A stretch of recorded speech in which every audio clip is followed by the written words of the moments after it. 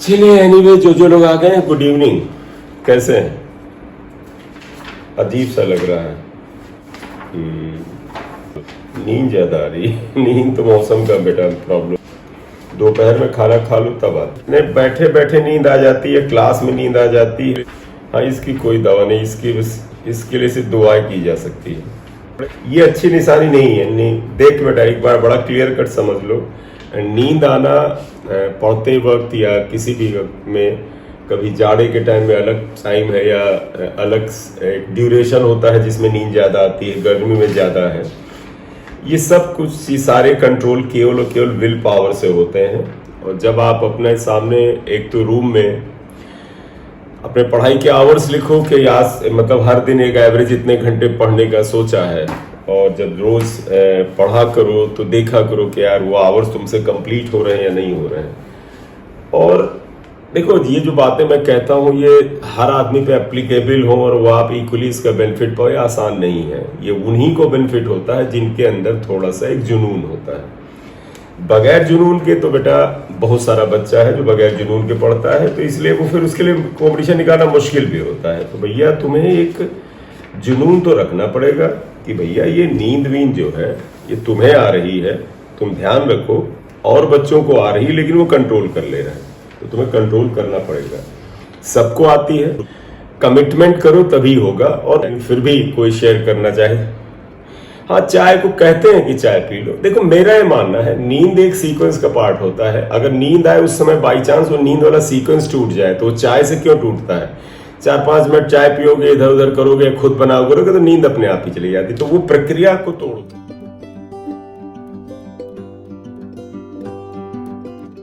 देखो तुम्हारे लिए एक आइडियल एवरेज एक स्टूडेंट के लिए आमतौर पर 6 घंटे होता है। अब वो समय आ गया है जो 6 से ज्यादा तो होना ही नहीं चाहिए। 6 से ज्यादा का मतलब है तुम मक्कार हो। जैसा क्लास में बोला था ना कि हमारे एक बार तुमको किया गया, एक जगह एक चुटकुला चल रहा था कि अगर आपका किसी काम में मन ना लग रहा हो तो ये मत समझो कि आप इससे अच्छे काम के लिए बने हैं। आप हो सकता है हरामखोर भी हो सकते हैं। तो अगर आपके आवर्स नहीं हो रहे तो आप हरामखोर हैं। आप मान लो आप हरामखोर हैं, तो हरामखोरी बंद करने के लिए कमिटमेंट करना पड़ेगा। और सबसे पहले देखा करो अपने माँ बाप के तुम्हारे ऊपर किए गए यकीन को।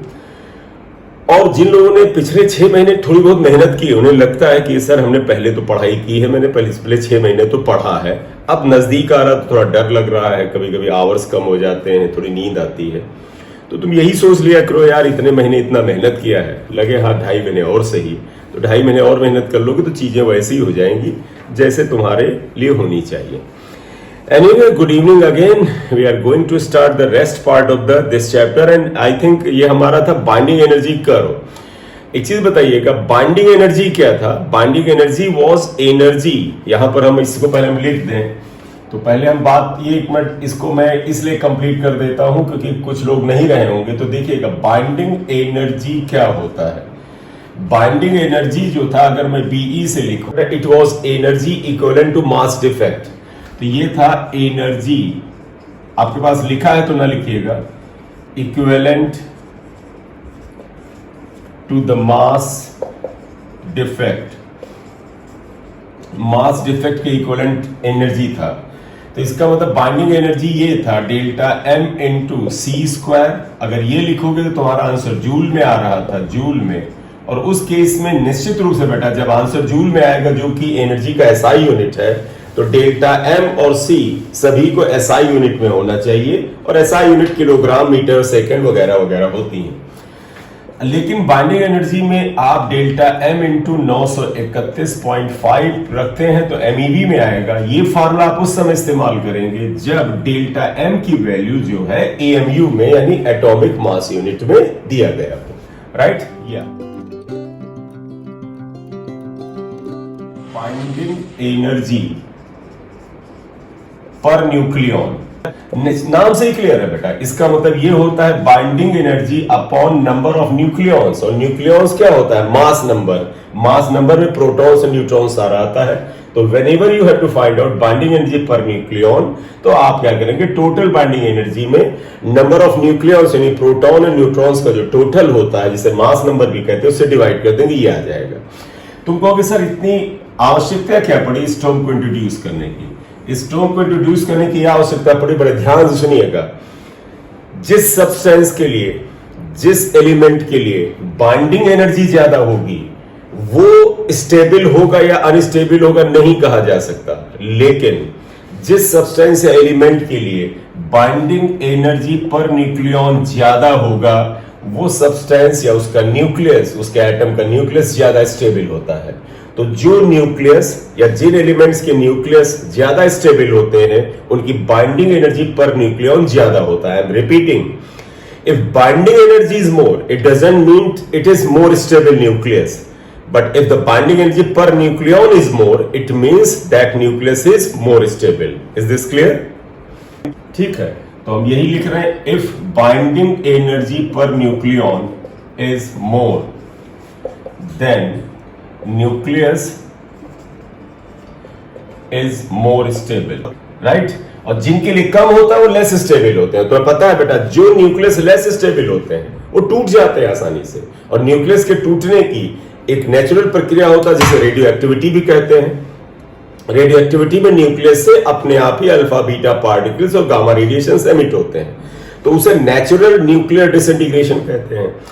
दूसरा, लेबोरेटरी में भी वैज्ञानिक जो है न्यूट्रॉन की बम्बार्डिंग करके किसी भी एलिमेंट के, किसी भी सब्सटेंस के न्यूक्लियस को तोड़ देते हैं और नए एलिमेंट में कन्वर्ट कर देते हैं, इसे आर्टिफिशियल न्यूक्लियर डिसइंटीग्रेशन कहते हैं। एनीवेज, नेचुरल वे में, हमारे नेचर में जिन सब्सटेंसेस के लिए बाइंडिंग एनर्जी पर न्यूक्लियॉन ज्यादा है वो थोड़े से स्टेबल होते हैं, और जिनकी बाइंडिंग एनर्जी पर न्यूक्लियॉन कम है वो लेस स्टेबल होते हैं। बोलिए, क्लियर है ये बात? अब आप देखिएगा बाइंडिंग एनर्जी कर्व क्या है, समझ बड़ा सिंपल सा है। Binding energy curve is a graph between binding energy per nucleon and mass number. यह एटॉमिक नंबर का कोई नहीं है, तुम देखो पर न्यूक्लियॉन आ रहा है, यानी मास नंबर का ज्यादा रोल है यहां पर। तो आप क्या लिखोगे, binding energy curve, it is graph between binding energy per nucleon and mass number, mass number A, इसके बीच में ग्राफ होता है। क्लियर? ये है। तो अगर हम ये थोड़ा स्पेस चाहेंगे तो हो सकता है हम हटाएं, तो आप साथ लिख लीजिएगा, क्योंकि मुझे इसका जो ग्राफ बनाना है उसका ट्रेंड तुम्हें तो याद ही होना चाहिए। मैं अभी बनाऊंगा तो उसका जो ट्रेंड है, जिस प्रक्रिया में या जिस प्रोसेस जैसा हो जाता है वो तुम्हें याद होना चाहिए। तो मैं बाइंडिंग एनर्जी पर न्यूक्लियॉन को वाई एक्सिस पे लूंगा और एक्स एक्सिस पर मैं मास नंबर को लूंगा। यहां पर एक्स एक्सिस से मास नंबर, ये बेटा मास नंबर है, मास नंबर जिसे हम ए से लिखते हैं। इधर बाइंडिंग एनर्जी पर न्यूक्लियॉन है, ये बाइंडिंग एनर्जी पर न्यूक्लियॉन है, और ये एमईवी में हम निकालेंगे। इसका जो डेटा होगा वो मेगा इलेक्ट्रॉन वोल्ट में होगा। इसका जानते हो बेटा, 9 से ज्यादा बाइंडिंग एनर्जी पर न्यूक्लियॉन नहीं जाएगा, 9 के अंदर ही रहने वाला है, तो इसलिए हम 9 तक इसे ले जाएंगे। जैसे 1 MeV, ध्यान रखिएगा ये बाइंडिंग एनर्जी नहीं, बाइंडिंग एनर्जी पर न्यूक्लियॉन है।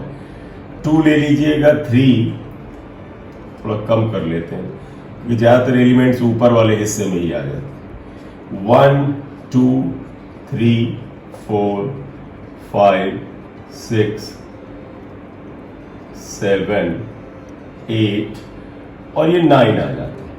9 में भी आप आइएगा। किसी को याद है बेटा, बाइंडिंग एनर्जी पर न्यूक्लियॉन जो सबसे ज्यादा होता है वो आयरन के लिए होता है, इसलिए आयरन जो होता है सबसे स्टेबल एलिमेंट होता है, और उसकी वैल्यू लगभग कितनी होती है, 8.75, बिल्कुल 8.75, इसलिए कई जगह राउंड ऑफ करके 8.8 भी लिख देते हैं, तो मैंने 8.75 पर इसे रोक दिया। देखिएगा बाइंडिंग एनर्जी पर न्यूक्लियॉन जो हाइड्रोजन है, हाइड्रोजन का H2, हाइड्रोजन ड्यूटीरियम जो हाइड्रोजन का आइसोटोप, क्योंकि प्रोटियम ड्यूटीरियम एंड ट्राइटियम हो जाए, तो जो H2 है इसके लिए इसकी वैल्यू 1.1 या 1 के करीब आती है। तो तुम कहोगे क्या सर हमें डेटा याद रखना होगा? बिल्कुल नहीं, हमें एक ट्रेंड पकड़ना है जो आपके ग्राफ में आ रहा है। तो आप देखिएगा ये ग्राफ यहां से शुरू होता है, इसके बाद ये हाइड्रोजन के बाद हीलियम आता है, हीलियम के लिए 7 के आसपास चला जाता है, ये 7 के आसपास चला जाता है, यहां पर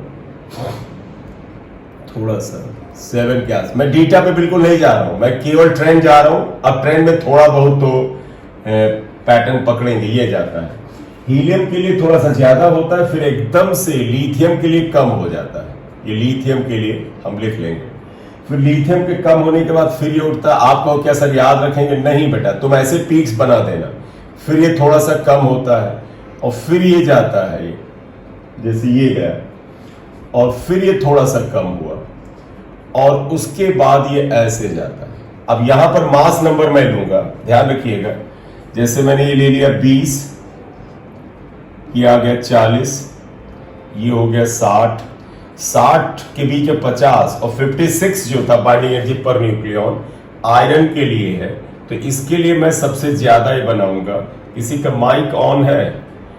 अगर ऑफ कर देंगे तो अच्छी बात है, नहीं करोगे तो कौन सा, हम यहां से बैठ के तुम्हें कुछ कर लेंगे। तो ये देखिएगा, ये इसके यहां पर ए की वैल्यू जो है 56 है, यानी मास नंबर 56 है, जो कि आयरन के लिए होता है। ये binding energy per nucleon iron के लिए सबसे ज्यादा होता है। तो ये ग्राफ फिर से बताओ, डेटा में मत जाना, ये है बस एक पैटर्न पकड़िएगा। सर ऐसे जाते हैं, कुछ पीक्स होते हैं, ग्राफ ऐसे जाता है। इसके बाद ग्राफ जो है लगभग थोड़ा सा आगे नीचे होता है, हल्का सा। बस ऑब्वियसली बात, अगर आयरन पे मैक्सिमम है तो इसके बाद तो ये घटेगा, थोड़ा घटेगा और लगभग अगर आगे हम जाए 80 और फिर इतना ज्यादा पैटर्न क्लियर नहीं पकड़ रहे हैं और डैश डैश डैश लगभग हम 170 तक चले जाते हैं। तो ये कहते हैं कि 170 के आसपास तक ये लगभग मैक्सिमम के आसपास और फ्लैट मैक्सिमम होता है, ये कुछ ऐसे रहता है। फिर ये घटता जाता है तेजी से और लगभग 7.6 के आसपास ये होता है और 7.6 के आसपास जिसके लिए होता है वो बेटा यहां पर मैं 240 ले लेता हूं, मास नंबर 240 है और वो है बेटा 7.6 MeV, याद रहना चाहिए इतना, ये आएगा। और ये यूरेनियम 238 के लिए होता है, ये बस हमें यहां तक जाना है। तो बाइंडिंग एनर्जी कर्व में खास बात समझना, H2 हाइड्रोजन के इस आइसोटोप के लिए सबसे कम है, उसके बाद हीलियम के लिए एकदम से बढ़ता है, फिर कुछ घटना बढ़ना, कुछ पीक्स आते हैं, फिर बढ़ता है। 56 के लिए सबसे ज्यादा 8.75 के करीब होता है, कुछ जगह 8.8 के करीब लिख देंगे और उसके बाद ये घटता है और आप पाओगे कि लगभग ये 170, थोड़ा और नजदीकी में लिख लेता हूं डेटा 170 यहां पर, क्योंकि मैं चाहता हूं कि वहां पर मैक्सिमम तुम्हें दिखे। ये तो यहां पर देखो, ये लगभग इधर अगर आप आ जाए तो 30-40 के आसपास है। देखो 30 से लेके 170 के बीच की इसकी वैल्यू ज्यादा होती है। 170 एग्जैक्ट कुछ नहीं है बेटा, कई किताबों में 150 कहेंगे, कई जगह 120 कहते हैं, कई जगह ये 30 की जगह 20 कहते हैं। तो कोई बिल्कुल फिक्स बात नहीं है। जब बहुत सारा डेटा है और उसमें अंतर बहुत ही छोटा सा है तो जैसा उनको सहूलियत होती है उसके हिसाब से कहते हैं। चलिए अब हम बताएं, इसमें कुछ छोटे मोटे पॉइंट बता रहे हैं, उन्हें जरा ध्यान से सुनिएगा। इस ग्राफ में आप देखोगे कि हाइड्रोजन के लिए बाइंडिंग एनर्जी पर न्यूक्लियन लगभग 1 MeV के आसपास होती है, उसके बाद हीलियम के लिए एकदम से बढ़ती है। फिर आपको ग्राफ के लेफ्ट पोर्शन में सर्टेन पीक्स मिलते हैं, अप डाउन ऐसे पीक्स मिलते हैं। और मास number A equal to 56 which is for the iron, binding energy per nucleon is maximum which is 8.75 almost. Hence iron is the most stable elements in our periodic table या अर्थ होता है। इसके बाद क्या देखेंगे, लगभग मास नंबर 30 से लेकर के यहां से लेकर के लगभग 170 के बीच में ये ग्राफ देखो लगभग हाईएस्ट मैक्सिमम, ये जो टॉप है इसी के आसपास रहता है। इसलिए आप बताइएगा बेटा 30 से लेके 170 मास नंबर तक अगर बाइंडिंग एनर्जी की वैल्यू ज्यादा है, इसका मतलब elements from the mass number 30 to 170 जो होते हैं ये स्टेबल होते हैं as compare to the elements whose mass number is less than 30 and greater than 170। बोलिए बात क्लियर है? ठीक, ये आता है। इसके बाद देखिएगा, इसके बाद बेटा देखिएगा मास नंबर 30 के नीचे आप आएंगे तो देखो इस 30 मास नंबर 30 के नीचे बाइंडिंग एनर्जी पर न्यूक्लियन कम होती है, इसका मतलब for mass number less than 30 binding energy per nucleon इस एरिया का देखो कम है, इसका मतलब these elements are less stable, ये कम स्टेबल होते हैं as compare to that of the elements in this portion. तो ए लेस देन 30 के एलिमेंट्स जो हैं उनके न्यूक्लियर स्टेबिलिटी थोड़ी कम होती है। सिमिलरली ए ग्रेटर देन 170 में देखो बाइंडिंग एनर्जी पर न्यूक्लियन फिर कम हो गई, इसका मतलब है मास नंबर 170 से ऊपर के जो एलिमेंट्स हैं उनकी भी न्यूक्लियर स्टेबिलिटी कम होती है और बड़ी तेजी से कम होती चली जाती है। यूरेनियम 238 जिसका मास नंबर 238 है, बाइंडिंग एनर्जी पर न्यूक्लियन एकदम से कम होकर के कहां एक पास बेटा ये देखो 9 के आसपास पीक पे था 8.75 और एकदम से 7.6 हो जाता है। और ध्यान रखना ये बाइंडिंग एनर्जी पर न्यूक्लियन है, इसे समझना, ये कम मत समझना। अगर तुम मान लो ये 8.75 है, चल भाई 8.75 ही मान लेते हैं और ये 7.6 है, दोनों का अंतर लगभग आप जाओगे तो उन अंतर लगभग जो होगा 1 के आसपास आएगा, 1 से थोड़ा ज्यादा है कम आएगा, हमने मतलब 1 मान लेते हैं। लेकिन ये 1 मत समझना, ये इसका और इसका अंतर 1 MeV जो आया ये पर न्यूक्लियन है, मतलब हर एक न्यूक्लियन के लिए 1 MeV की बाइंडिंग एनर्जी इसकी कम हो जा रही है। इसकी तुलना में इस जगह के एलिमेंट्स की बाइंडिंग एनर्जी लगभग 1 MeV पर न्यूक्लियन कम हो जा रही है। तो बताओ बेटा एक न्यूक्लियन की बाइंडिंग एनर्जी इतनी कम हो रही है तो टोटल न्यूक्लियन अगर 238 ले लें तो बताओ 238 न्यूक्लियन की बाइंडिंग एनर्जी क्या हो जाएगी 1 × 238 यानी लगभग 240 MeV आ जाएगा और ये बहुत बड़ी एनर्जी है। तो इसीलिए जानते क्या होता है, अब अगली बात सुनिएगा, अगर इस पोर्शन से, ये कृपया ध्यान दीजिएगा, इस पोर्शन पे अगर आप गौर से देखो इस जगह के एलिमेंट की बाइंडिंग एनर्जी पर न्यूक्लियन कम है एज कंपेयर टू ये पोर्शन में एलिमेंट, तो इसका मतलब ये एलिमेंट मास नंबर ज्यादा है, हैवी एलिमेंट्स है, इन हैवी एलिमेंट्स की बाइंडिंग एनर्जी कम है। और इसके बाद अगर हम ये मिडिल लेवल के एलिमेंट्स में आते हैं, यानी elements of the mass number medium values जो आते हैं, इनकी बाइंडिंग एनर्जी पर न्यूक्लियन ज्यादा है, इनकी बाइंडिंग एनर्जी कम, इनकी बाइंडिंग एनर्जी ज्यादा। तो इसका मतलब अगर एक हैवी न्यूक्लियस टूटता है, सुनते रहिएगा, हैवी न्यूक्लियस अगर किसी प्रक्रिया में टूटता है तो वो 2 हल्के न्यूक्लियाई बनाता है। एक हैवी न्यूक्लियस टूटेगा 2 हल्के न्यूक्लियस बनाएगा और वो हल्के न्यूक्लियस इस कैटेगरी के अंदर आते हैं। तो आप ध्यान से सुनिएगा, when the heavy nucleus of the binding energy in this range is split into 2 lighter nuclei whose binding energy is in this range, तो यहां से यहां तक के बीच में जो बाइंडिंग एनर्जी पर न्यूक्लियन का अंतर है जो लगभग 1 MeV के बाद है, इतनी एनर्जी रिलीज होती है। और मैंने अभी बताया 1 MeV एनर्जी एक न्यूक्लियन से निकलेगी, तो अगर इस जगह के एलिमेंट की बाइंडिंग एनर्जी 238 या 240 थी तो टोटल कितनी एनर्जी रिलीज होती है, लगभग 240 MeV की एनर्जी रिलीज होती है। इस प्रोसेस को सुनते रहिएगा, इस बात को, इस प्रोसेस को न्यूक्लियर फिजन कहते हैं। क्यों? जब एक हैवी न्यूक्लियस जो लाइटर न्यूक्लियर में टूटता है तो एक huge amount of energy release होती है। दिस प्रक्रिया इज कॉल्ड न्यूक्लियर फ्यूजन। तुम्हें क्वेश्चन ऐसे मिल सकता है क्या कि इस ग्राफ का कौन सा पोर्शन न्यूक्लियर फिजन को रिप्रेजेंट करता है, तो मैं सिर्फ एरो से अगर ये बना दूं ऐसे तो तुम कहोगे ये पोर्शन न्यूक्लियर फिजन को रिप्रेजेंट करता है। बोले एनी क्वेश्चंस? ये न्यूक्लियर फिजन को रिप्रेजेंट करेगा। Why it will represent? क्योंकि देखो हैवी न्यूक्लियस लाइटर में कन्वर्ट हुआ। इसी तरह एक और चीज आइएगा, देखो बेटा ये हाइड्रोजन है, हाइड्रोजन की बाइंडिंग एनर्जी लगभग 1 है, लेकिन गौर से देखो इसकी तुलना में हीलियम की बाइंडिंग एनर्जी एकदम से, ये हीलियम है बेटा, हीलियम है, ये लिथियम है, और उसके बाद हीलियम लिथियम के बाद अगर एक आप लिखना चाहे तो लिख ही सकते हैं। यहां पर है कार्बन है, नाइट्रोजन है, कार्बन नाइट्रोजन ऑक्सीजन। तो आप सुनिएगा इस पोर्शन में देखो ये हाइड्रोजन आइसोटोप है, इसकी बाइंडिंग एनर्जी 1 के आसपास है। इमीडिएटली अगर ये हीलियम में कन्वर्ट हो जाए तो बाइंडिंग एनर्जी एकदम 10 से 7 MeV हो जाएगी।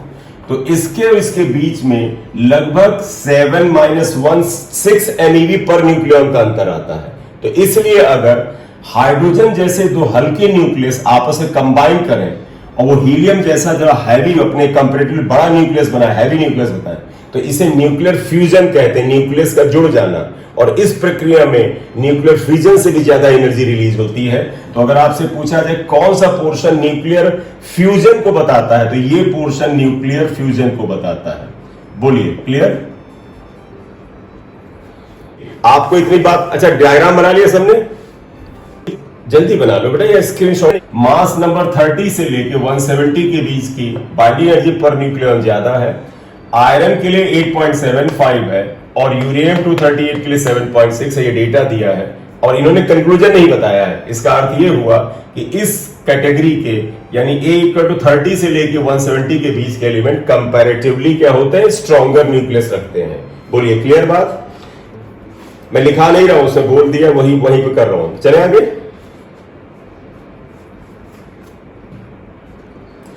ठीक है, अगला point for the mass number greater than 170 binding energy per nucleon is less, therefore these heavy elements nucleus is less stable. In the same way, for the mass number less than 30 से कम वाले mass number के इनकी भी binding energy per nucleon कम है। These are also less stable या their nuclei are also less stable as compared to that of these nucleus. बोलिए clear?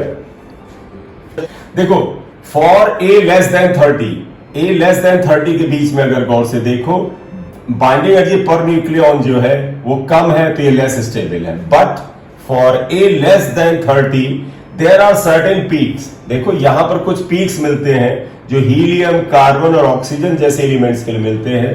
इन peaks का मिलना ये बताता है कि बेटा देखो हीलियम का पीक ज्यादा है तो इसका मतलब helium is more stable then that of lithium, carbon is more stable than that of the nitrogen, oxygen is more stable than that of the other neighboring elements। तो अगर कभी पूछा जाए फॉर मास नंबर 30 से कम, जरूरी नहीं बेटा मैं फिर बताया 30 के पीछे मत पड़ जाना, क्वेश्चन में हो सकता है लेस देन 20 कर दें क्योंकि ये सब लेस देन 20 में भी आ रहे हैं। तो for the mass number less than 30 और 20 there are certain peaks.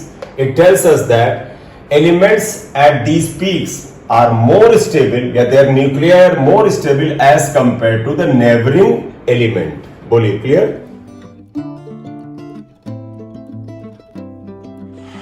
The portion of the graph for the heavy elements, in this portion binding energy per nucleon is less and in this middle portion for these elements binding energy is high।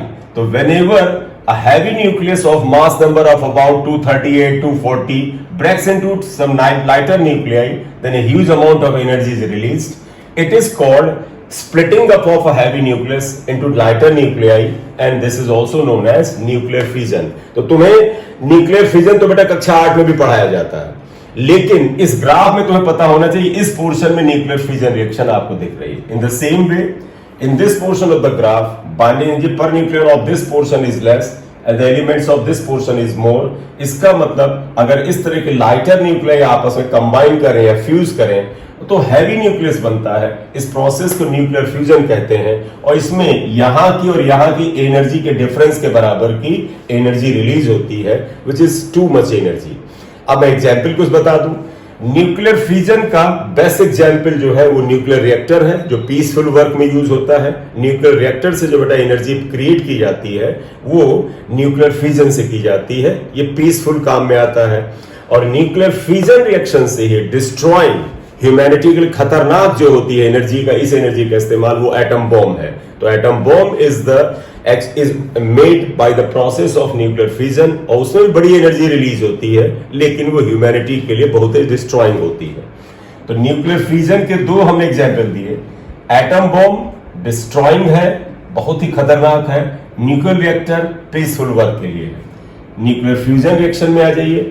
Nuclear fusion reaction का best example है energy of the सन की या stars की जो energy होती है वो उसके अंदर हो रही न्यूक्लियर फ्यूजन के प्रोसेस की वजह से पैदा होती है, इसलिए बड़ी मात्रा में एनर्जी और टेम्परेचर मिलता है। और न्यूक्लियर फ्यूजन का खतरनाक उपयोग है हाइड्रोजन बॉम्ब। हाइड्रोजन बम को बेटा थर्मो न्यूक्लियर बॉम्ब भी कहते हैं क्योंकि तुमने पढ़ा होगा छोटी क्लास में क्या न्यूक्लियर फ्यूजन। बेटा देखो दो न्यूक्लियस लाइक मतलब दोनों पे पॉजिटिव चार्ज होता है, आसानी से जोड़ नहीं पाओगे, रिपेल करते हैं। अगर न्यूक्लियस को आपको कंबाइन करना है, फ्यूज करना है तो उनको फ्यूज करने के लिए ऑर्डिनरी एनर्जी की जरूरत नहीं है, एक्स्ट्रा ऑर्डिनरी एनर्जी चाहिए और वो एनर्जी हम लोग केमिकल प्रोसेस और फिजिकल प्रोसेस में नहीं बना पाएंगे। इसलिए न्यूक्लियर फ्यूजन रिएक्शन से पहले हमें लगभग न्यूक्लियर फ्यूजन रिएक्शन के बराबर की एनर्जी चाहिए। इसलिए जब भी न्यूक्लियर फ्यूजन रिएक्शन कराना होता है तो उस प्रक्रिया में शुरुआत होती है एक न्यूक्लियर फ्यूजन से और इसमें जो एनर्जी पैदा होती है वही न्यूक्लियस को फ्यूज कराने में इस्तेमाल होती है और फिर उसके बाद तो बहुत ही ज्यादा एनर्जी पैदा होती है। इसके लिए एग्जाम्पल आपका हाइड्रोजन बॉम्ब हो सकता है। बोले क्लियर? अच्छा, तो एक काम करते, एक सेकेंड लेट मी कंप्लीट।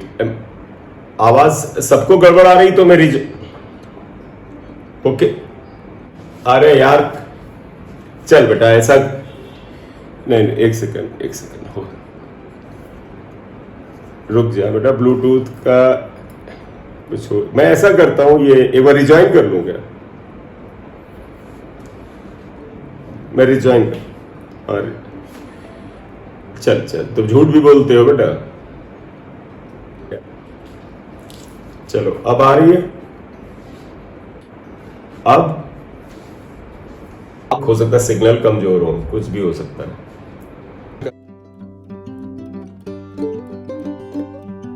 इन्होंने क्या दिया है, what is the binding energy per nucleon in helium. तो क्वेश्चन ये है, what is the binding energy per nucleon in helium. Helium को 4.2 दे दिया है, इसका मतलब मास नंबर 4 है और एटॉमिक नंबर 2 है। डेटा इन्होंने दे रखा है क्या, मास ऑफ हीलियम। अब आप एक चीज बताइएगा, अगर मास ऑफ हीलियम ये दे रखा है 4.2, तो ये 4.002604 AMU दिया है। ये जानते क्या है, हीलियम न्यूक्लियस का मास है। तुम कहोगे सर वो एटम का हो सकता हो, यार एटम में इलेक्ट्रॉन होते हैं, इलेक्ट्रॉन जो होगा उनका मास ना के बराबर होता है। तो आप भूल ही जाओ, ये न्यूक्लियस का मास हुआ। तो तुम अपनी सुविधा के लिए लिख सकते हो, ये मास ऑफ न्यूक्लियस होता, जिसे हमने Mn से लिखा था, ये आएगा। इसका मास ऑफ प्रोटॉन दे रखा है, देखो mass of proton Mp they have given 1.00785 AMU and mass of neutron दे रखा है इन्होंने, that is equal to 1.008665 AMU, ये दे रखा है। अब इन्होंने पूछा क्या बेटा, प्रोटॉन का मास दे दिया, न्यूट्रॉन का मास दे दिया, हीलियम की न्यूक्लियस का ये मास दे दिया और कहा कि बताओ बाइंडिंग एनर्जी पर न्यूक्लियन कितना होता है। तो पहले तुम बाइंडिंग एनर्जी निकालो। तुम सभी को याद होगा सोल्यूशन में कि बाइंडिंग एनर्जी निकालने का क्या तरीका है। आप, मैं इधर लिख रहा हूं, किसी का आपत्ति उधर चलाएगा। मास डिफेक्ट बोलिएगा नहीं, 931.5 MeV होता है। मास डिफेक्ट के लिए मैं डायरेक्ट लिख रहा हूं, सुनिएगा क्या होता था। मास डिफेक्ट होता था मास ऑफ प्रोटॉन। जरा यहां देख लीजिएगा, इसमें एक चीज बताओ, देखो प्रोटॉन 2 है, तो मास नंबर ऑफ प्रोटॉन जो Z है वो 2 के बराबर है, और ये A जो है, मास नंबर A जो है वो 4 के बराबर है। तो आप जरा समझिएगा, Z इज इक्वल टू 2 है, मास नंबर इज 4 है, ये mass number A is 4, Z equal to 2 आया। तो पता डेल्टा M में क्या होता था, मास of proton plus neutron. Mass of proton क्या होगा, number of protons into mass of 1 proton plus number of neutrons यानी A minus Z into mass of neutron, और माइनस इसमें आएगा मास ऑफ न्यूक्लियस। ये जो मास ऑफ न्यूक्लियस ये अगर करेंगे तो ये डेल्टा M आएगा। इसमें सीधे 931.5 से अगर आप डिवाइड मल्टीप्लाई करो तो MeV में आएगा, ये बाइंडिंग एनर्जी आएगा। पर न्यूक्लियन के लिए क्या करते हैं, ये जो मास नंबर A है इसे बाद में डिवाइड कर लेंगे, एंड में कर लेंगे। तो आप इसे बाइंडिंग एनर्जी निकालोगे तो मैं वैल्यू रख देता हूं, Z की वैल्यू 2 है, मास ऑफ प्रोटॉन 1.00785 है, plus A minus Z 4 minus 2 into 1.00865 है, और माइनस इसमें मास ऑफ न्यूक्लियस ये दे रखा है 4.002604, और इसमें 931.5 से आप मल्टीप्लाई करोगे। निश्चित रूप से आपको एग्जाम में खुद मल्टीप्लाई करना पड़ेगा, इसलिए मल्टीप्लिकेशन की आपको प्रैक्टिस होनी चाहिए। मैं डायरेक्ट फिलहाल लिख देता हूं, ये 28.28 आएगा। तो आप इसे सॉल्व करेंगे 28.28 MeV आएगा। तो बेटा अगर बाइंडिंग एनर्जी पूछते तो ये आंसर आ गया, लेकिन क्वेश्चन में बाइंडिंग एनर्जी पर न्यूक्लियन पूछा है, therefore binding energy per nucleon equal to binding energy upon mass number 28.28 upon mass number 4 है। सॉल्व करो, देखो क्या आ जाता है, 7.07 MeV आएगा, ये आएगा। एनी क्वेश्चंस, जल्दी बोले बेटा।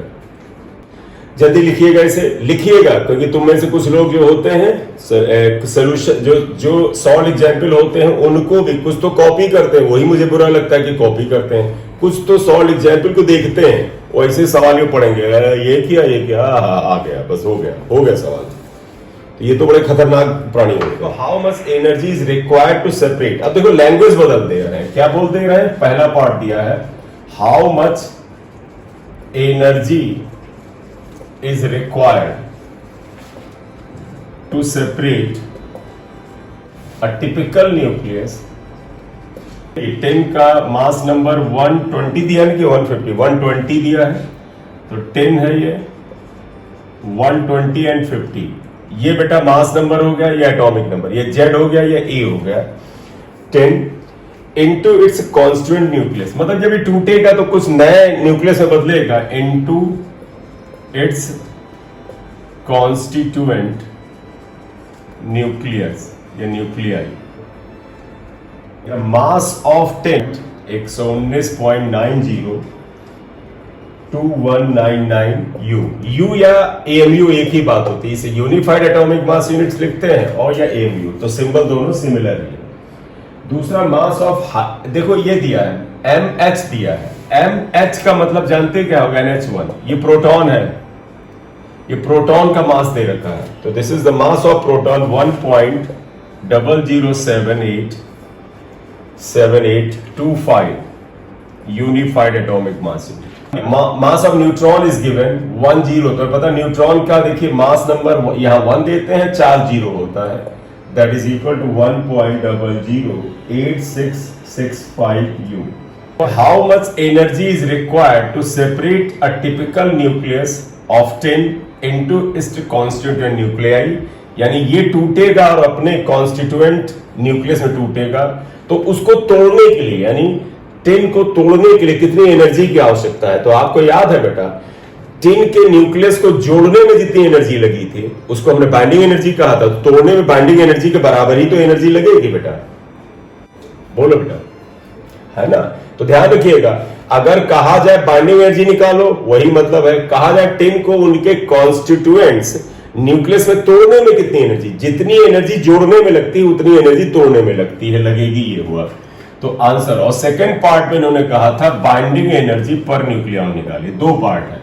सोल्यूशन में अगर आप आइएगा तो फर्स्ट पार्ट में एक्चुअली ये क्या कहते हैं, how much energy is required to separate the nucleus, तो लिखेंगे एनर्जी रिक्वायर्ड to separate या break the nucleus is equal to binding energy, ये बाइंडिंग एनर्जी के ही बराबर होगा। तो energy required to break the nucleus into constituent nuclei is binding energy. Therefore binding energy everybody knows क्या होता है बेटा, मास डिफेक्ट इनटू, जब AMU में वैल्यूज दी जाए तो mc² नहीं यूज करोगे, mc² वहां यूज होगा जहां मास को किलोग्राम में दिया, जो कि रेयरली दिया जाएगा, शायद ही किसी क्वेश्चन में आए, ये है। तो आप कौन सा यूज करोगे, 931.5 MeV वाला फॉर्मूला यूज करोगे। वापस आ जाए, फार्मूला सबको पता है, क्या है बताइए, डेल्टा एम क्या होता है, मास ऑफ प्रोटॉन, ध्यान रखना यहां मास ऑफ प्रोटॉन ये है, ये मास ऑफ प्रोटॉन है, into Z atomic number, plus mass of neutron, पहले लिखो number of neutrons, total neutron कितने होते हैं A माइनस जेड, और मास ऑफ न्यूट्रॉन को बेटा ये लिखा है, ये मास ऑफ न्यूट्रॉन है, ये माइनस मास ऑफ न्यूक्लियस, और न्यूक्लियस तो उस एलिमेंट पे डिपेंड करेगा, ये मास ऑफ न्यूक्लियस दिया है, ये mass of nucleus into 931.5 MeV में डायरेक्ट आंसर आएगा। तो बाइंडिंग एनर्जी निकालेंगे तो जेड MP, जेड बेटा कितने के बराबर है, आप यहां पर लिखना चाहें तो लिख सकते हैं, जेड देखिएगा बेटा 50 है, ये 50, और A कितने के बराबर है, 120 के बराबर, 120, तो 50 into MP, MP is 1.007825 plus A is 120 minus 50, mm is 1.008665 minus mn की वैल्यू क्या है, वो 119.902199 इंटू 931.5, ये MEV में आएगा। आप इसे सिंप्लीफाई करेंगे, एग्जाम में कैलकुलेटर आपको नहीं मिलेगा, इसलिए घर पे अपने आप करने की आदत डालिएगा। ये एनर्जी लगभग 1021 MeV के बराबर आएगा 1021 MeV। तो this much energy will be needed to break the nucleus. ये आ गया आंसर। अब सेकेंड पार्ट में क्या पूछा, बाइंडिंग एनर्जी पर न्यूक्लियन। तो बताइएगा बाइंडिंग एनर्जी पर न्यूक्लियन क्या होता है। बाइंडिंग एनर्जी आपको पता है 1021 आया है, और न्यूक्लियन का मतलब mass number which is equal to 120 MeV। Divide करो, जो आंसर है वो बता दीजिए, वही बाइंडिंग एनर्जी पर न्यूक्लियन हो जाएगा। 8.5 के करीब आ रहा है, 8.51 MeV पर न्यूक्लियन, राइट। पूरा लिखना है तो MeV पर न्यूक्लियन लिख दो, या MeV पढ़ा रहने दो। जब बाइंडिंग एनर्जी पर न्यूक्लियन बोल दिया तो उसमें पर न्यूक्लियन तो आ ही चुका है। बोले क्लियर ये बात।